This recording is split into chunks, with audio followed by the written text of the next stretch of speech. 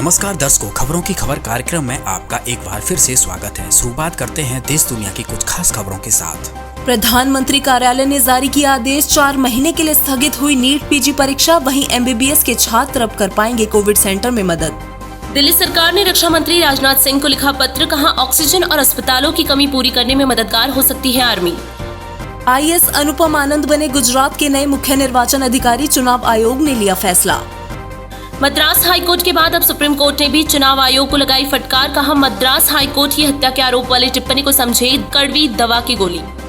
उत्तराखंड में फिर से फटे बादल, उत्तरकाशी और रुद्रप्रयाग में कई घर मिट्टी में दबे, वहीं जान बचाने के लिए लोग ऊंचे इलाकों पर पहुंचे। अमेरिकी कंपनी फाइजर ने मोदी सरकार से अपनी वैक्सीन को जल्द ही मंजूरी देने की मांग, साथ ही भारत को 517 करोड़ रुपयों की दवाइयां भी की दान। बॉलीवुड की चहेती एक्ट्रेस दीपिका पादुकोण को हुआ कोरोना, वहीं पिता प्रकाश पादुकोण को कोरोना पॉजिटिव होने के बाद गंभीर हालत के चलते अस्पताल में करवाया गया भर्ती। जगतगुरु तत्वदर्शी संत रामपाल जी महाराज जी के सानिध्य में 4 मई को रायगढ़ छत्तीसगढ़ में लॉकडाउन के नियमों का पालन करते हुए दहेज मुक्त विवाह हुआ संपन्न। महज 17 मिनट में सादगीपूर्ण संपन्न होने वाले इस अनोखे विवाह में बिना किसी फिजूल खर्ची के ना तो किसी प्रकार का दहेज लिया गया और ना ही दिया गया।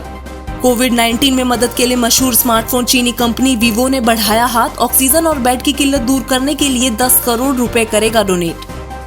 असम सरकार ने राज्य के सभी जिलों के लिए जारी किए दिशा निर्देश, राज्य में रात्रि कर्फ्यू के साथ साथ धारा 144 को भी किया लागू। अहमदाबाद और सूरत में वैक्सीन की किल्लत के कारण 45 साल से अधिक उम्र के लोगों के लिए टीकाकरण का काम रुका। इसके अलावा सभी स्वास्थ्य केंद्रों, सामुदायिक स्वास्थ्य केंद्रों और निगम के अस्पतालों में भी टीकाकरण का कार्य हुआ बंद।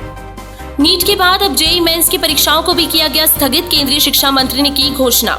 जम्मू कश्मीर के पूर्व राज्यपाल जगमोहन का हुआ निधन, प्रधानमंत्री मोदी समेत कई नेताओं ने जताया शोक। बंगाल में चुनाव के नतीजों के बाद हिंसा के खिलाफ सुप्रीम कोर्ट पहुंचे बीजेपी नेता, साथ ही किया CBI जांच करने का भी अनुरोध।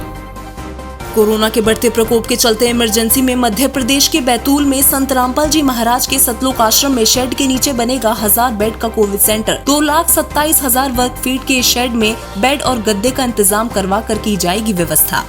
CM केजरीवाल ने दिल्ली में 72 लाख लोगों को 2 महीने का मुफ्त राशन देने का किया ऐलान, साथ ही ऑटो और टैक्सी चालकों को 5,000 की मदद देने का किया वायदा। लगातार गलत टिप्पणियां करने पर कंगना रनौत के ट्विटर हैंडल को ट्विटर ने हमेशा के लिए किया सस्पेंड।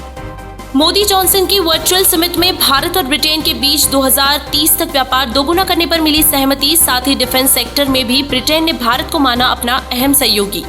केरल हाईकोर्ट ने राज्य सरकार को लगाई फटकार, कहा राज्य में कोविड ट्रीटमेंट के दाम करे तय। वहीं दूसरी तरफ राज्य में स्थिति गंभीर होने की वजह से 8 से 16 मई तक पूरे राज्य में लॉकडाउन लगाने का लिया फैसला। तो वहीं दूसरी ओर कर्नाटक में भी अचानक से मामलों में बढ़ोतरी आने के बाद कर्नाटक हाईकोर्ट ने केंद्र सरकार से करी गुहार, कहा कर्नाटक में पर डे ऑक्सीजन सप्लाई को बढ़ाए। कुछ दिनों पहले केरल दूसरे राज्यों को कर रहा था ऑक्सीजन दान, अब चुनाव खत्म होते ही CM ने प्रधानमंत्री मोदी को पत्र लिखकर रखी ऑक्सीजन और वैक्सीन की डोज की तत्कालीन मांग। नागालैंड में भी लगातार बढ़ रहे हैं कोरोना के मामले, राज्य सरकार ने सभी प्राइवेट अस्पतालों को 50% बेड कोविड मरीजों के लिए रिजर्व करने का दिया आदेश।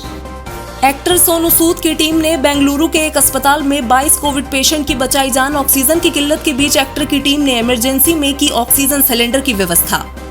इस कठिन समय में भी नहीं टूटी मदद की डोर, रूस भारत को भेज रहा है स्पुतनिक V की 1.5 लाख खुराक। असम के पूर्व यूनियन मिनिस्टर और टीवी टाइकून मतन सिंह का कोरोना संक्रमण से हुआ निधन। महाराष्ट्र के ठाणे में 7 किलो रेडियो एक्टिव यूरेनियम के साथ 2 आरोपियों को किया गया गिरफ्तार, बाजार में इसकी कीमत है 21 करोड़ रुपए। अब होम आइसोलेशन में इलाज करा रहे कोरोना के मरीजों को भी दिल्ली सरकार उपलब्ध कराएगी ऑक्सीजन सिलेंडर, राज्य सरकार ने की घोषणा। पूर्व केंद्रीय मंत्री और RLD के प्रमुख चौधरी अजित सिंह का 82 साल की उम्र में हुआ निधन, 20 अप्रैल से थे कोरोना संक्रमित। भारतीय प्रवासियों की मुश्किलें बढ़ी, अब अमेरिका में H-1B वीजा वाले देश छोड़ने के लिए हो रहे हैं मजबूर। कोरोना के चलते दक्षिण एशियाई लोगों की छूट रही हैं नौकरियां। कई खिलाड़ियों के कोरोना पॉजिटिव पाए जाने के बाद IPL 2021 को किया गया स्थगित, बचे हुए मैच अब सितंबर में होंगे शुरू। जोधपुर जेल में कोरोना संक्रमित हुए आसाराम बापू, ICU में चल रहा है बापू का इलाज। एम्स भेजने की मांग पर अड़े समर्थक, लेकिन डॉक्टर बोले जरूरत नहीं।